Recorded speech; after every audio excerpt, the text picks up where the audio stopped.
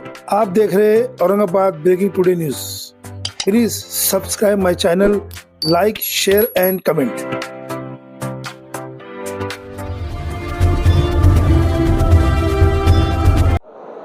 मी सचिव पदासाठी जिल्हा वकील संघामध्ये उमेदवार असून मी जे तो वकील बंधू आणि भगिनींसाठी सर्वात पहिले जे तो पाण्याचा प्रश्न गंभीर आहे। इथं पाण्याचा प्रश्न मार्गी लावायचं काम करेल, तसेच स्वच्छता, त्यानंतर जे तो पार्किंगचा प्रश्न सुद्धा गंभीर आहे।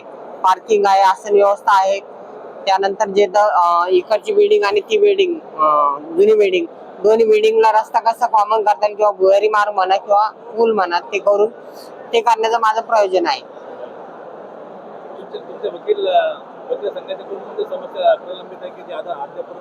आतापर्यंत जे पार्किंगची समस्या प्रलंबित आहे ती आतापर्यंत झालेली नाही।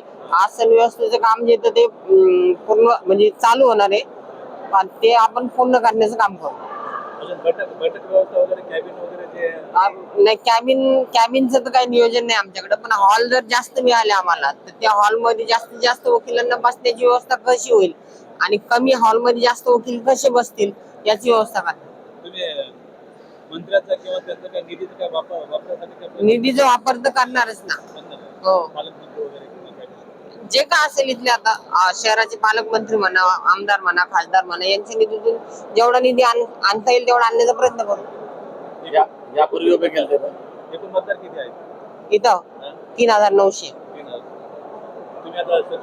हो, यापूर्वी उभे राहिले होते निवडणुकीला? यापूर्वी मी 2 वेळेस सदस्य म्हणून निवडून आलेलो आहे।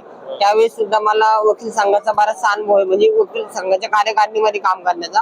तसेच मी 4 वर्षापूर्वी उपाध्यक्ष म्हणून सुद्धा काम केलेलं आहे, तेव्हाही मला चांगला अनुभव आहे काम करण्याचा। आणि एका वर्षासाठी आणि मी सचिव झाल्यानंतर म्हणजे काम कसं करायचंय हे मला सांगण्याची गरजच नाही, परंतु आमचे जे सिनियर वकील मंडळी आहे त्यांच्या मार्गदर्शनाखाली काम करेल। निवडणुकीला हो, कसं राहील, तुम्हाला काय अपेक्षा आहे? सगळा जनादेश माझ्या बाजूने राहील ही मला पूर्ण अपेक्षा आहे। यापूर्वी उभे राहिले होते का तुम्ही? हो, 2008 10-11ला सहसचिव म्हणून राहिलो होतो, 18-19ला सचिव म्हणून राहिलो होतो आणि आता जे तर अध्यक्षपदासाठी आलेलो आहे। पॅनल कडून आहे का इंडिव्हिज्युअल? नाही, इंडिव्हिज्युअल आहे, पॅनल नसतं आमचं।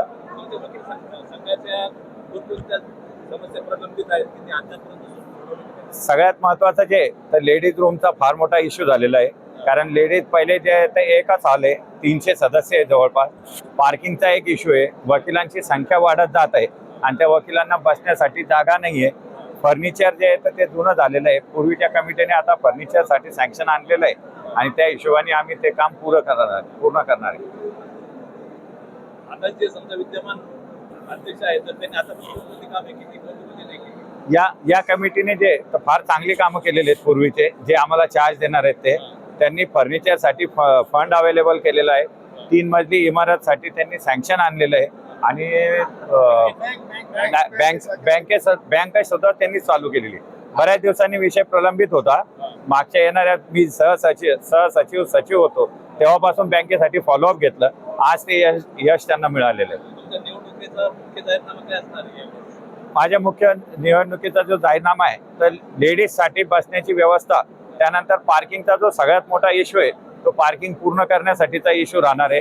इथे डोमची व्यवस्था करून नॉईज पोल्युशन जर कधी कंट्रोल झालं तर इथे बिल्डिंगमध्ये बसण्याची पण व्यवस्था राहील आणि प्लस जे फंडिंग मागच्या कमिटीने आणलेलं आहे त्या कॉन्ट्रॅक्टरकडून चांगलं काम करून घेणं, टिकाऊ काम करून घेणं, हे माझा मेन उद्देश राहील। वकील आहे जे वयस्कर आहेत तर त्यांच्यासाठी काय योजना वगैरे? वरिष्ठ वकिलांसाठी आमचं जे आहे तर मेडिकल आणि ॲम्ब्युलन्स इथं आणण्याचा प्रयत्न चालू आहे। त्यानंतर BCMG जी आमची मोठी संस्था आहे त्यांच्याकडून मयत वकिलांसाठी 1 लाखाची मदत असते आणि ॲम्ब्युलन्स इथं जे आहे तर 24 तासासाठी उपलब्ध करण्याचा प्रयत्न चालू आहे आमचा। तुम्ही काय आवाहन करणार? मला फक्त त्यांनी माझ्यावर ठेवावं लक्ष आणि मला एकदा करावं अध्यक्ष। ॲडव्होकेट संतोष गंगाधरराव चव्हाण। माझं नाव बबनगीर उत्तमगीर गोसावी, माझा क्रमांक 25 आहे सदस्याकरता। मी बऱ्याचशा नोकऱ्या करून इथे वकील झालेलो आहे आणि माझं एनरोलमेंट उशिरा असल्यामुळे मी सदस्याकरता उभा आहे।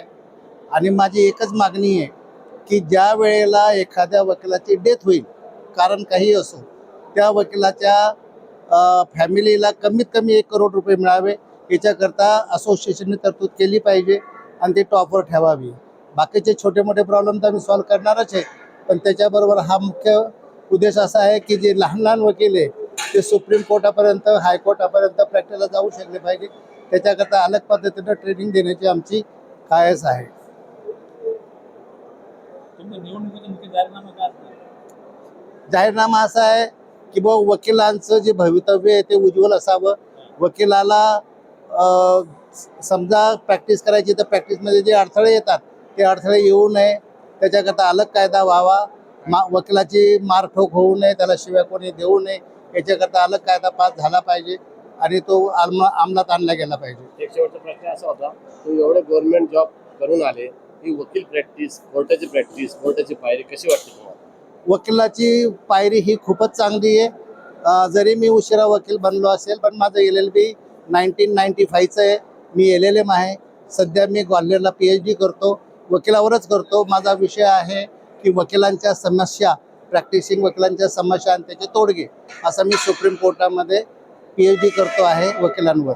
निवडणुकीच्या दरम्यान तुम्ही वकील मित्रांना काय आवाहन करता? तर सगळ्यांनी, जे काही यंग वकील आहेत त्यांनी ऑन मेरिट प्रॅक्टिस करावी.